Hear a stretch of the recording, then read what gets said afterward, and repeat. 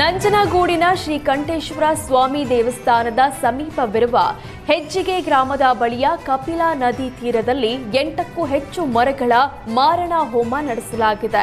ದಶಕಗಳಿಂದ ಇದ್ದ ಬೃಹತ್ ಮರಗಳನ್ನು ಕಡಿದು ಹಾಕಲಾಗಿದೆ. ಕಳೆದ ಒಂದು ವಾರದಿಂದ ನಿರಂತರವಾಗಿ ನೇರಳೆ, ಮತ್ತಿ ಸೇರಿದಂತೆ 46ಕ್ಕೂ ಹೆಚ್ಚು ಬೆಲೆ ಬಾಳುವ ಮರಗಳನ್ನು ರಾಜಕೀಯ ಪ್ರಭಾವ ಬಳಸಿ ಅಕ್ರಮವಾಗಿ ಕಡಿದು ಲಕ್ಷಾಂತರ ಹಣ ಲೂಟಿ ಮಾಡುತ್ತಿದ್ದಾರೆ. ಮರಗಳನ್ನು ಕಡಿದಿರುವ ಜಾಗ ನೀರಾವರಿ ಇಲಾಖೆಗೆ ಸೇರಿದ್ದಾಗಿದೆ. ಪ್ರಕರಣದಲ್ಲಿ ಆರೋಪಿ ಹಯಾಜ್ ಅಹಮದ್ನನ್ನ ಬಂಧಿಸಲಾಗಿದೆ. ಉಳಿದ ಆರೋಪಿಗಳು ಪರಾರಿಯಾಗಿದ್ದಾರೆ. ಸ್ಥಳದಲ್ಲಿದ್ದ ಮರ ಕಡಿಯುವ ಯಂತ್ರಗಳನ್ನು ಅರಣ್ಯ ಇಲಾಖೆ ಜಪ್ತಿ ಮಾಡಿದೆ. ಇನ್ನು ಸ್ಥಳೀಯರು ಇದಕ್ಕೆ ಮಹದೇವಪ್ಪ ಸಂಬಂಧಿಕರ ಕುಮ್ಮಕ್ಕು ಇದೆ ಅಂತ ಆರೋಪಿಸುತ್ತಿದ್ದಾರೆ.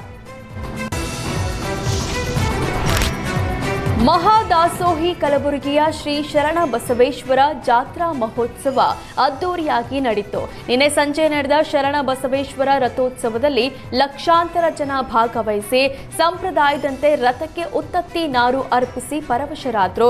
ಶರಣ ಬಸವೇಶ್ವರ ಸಂಸ್ಥಾನದ 8ನೇ ಪೀಠಾಧಿಪತಿ ಶ್ರೀ ಶರಣ ಬಸಪ್ಪ ಅಪ್ಪ ಅವರು ಇತ್ತೀಚೆಗೆ ಲಿಂಗೈಕ್ಯರಾಗಿದ್ದರು.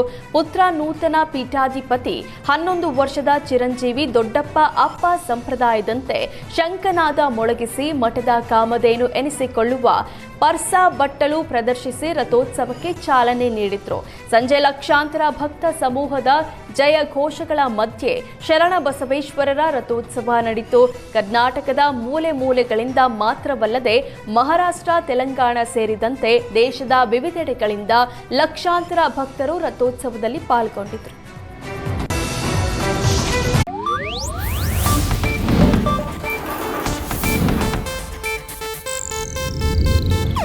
ಇದು ಏಷ್ಯಾನೆಟ್ ನ್ಯೂಸ್ ನೆಟ್ವರ್ಕ್ ಪ್ರಸ್ತುತಿ.